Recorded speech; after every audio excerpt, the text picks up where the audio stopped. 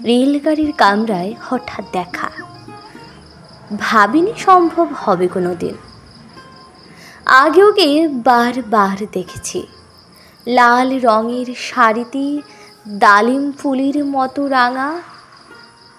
আজ পরেছে কালো রেশমের কাপড়, আঁচল তুলেছে মাথায়, দোলন চাপার মতো চিকনো গৌর মুখখানি ঘিরে মনে হলো কালো রঙে একটা গভীর দূরত্ব ঘনিয়ে নিয়েছে নিজের চারিদিকে।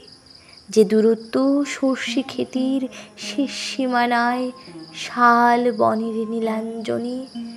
থমকে গেল আমার সমস্ত মনটা, চেনালোককে দেখলেই অচেনার গাম্ভীর্যে। হঠাৎ খবরের কাগজ ফেলে দিয়ে আমাকে করলে নমস্কার। সমাজবিধির পথ গেল খুলে, আলাপ করলেম শুরু। কেমন আছো, কেমন চলছে সংসার ইত্যাদি।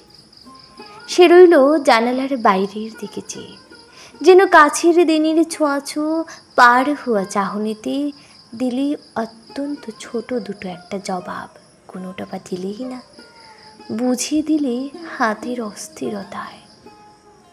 কেন এসব কথা, এর চেয়ে অনেক ভালো চুপ করে থাকা।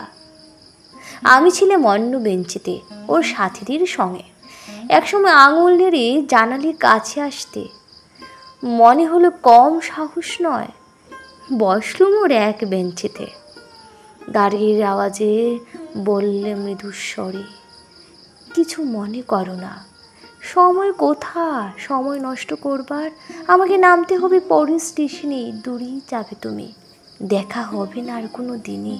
তাই যে প্রশ্নটার জবাব এতকাল থেমে আছি, শুনবো তোমার মুখে। সত্যি করে বলবে তো? আমি বললাম বলবো।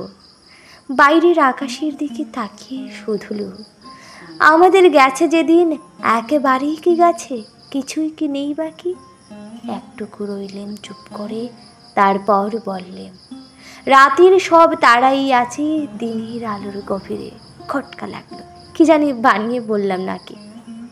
ও বললে থাক, এখন যাও ওদিকে। সবাই নেমে গেল পরের স্টেশনে, আমি চললাম একা। ধন্যবাদ।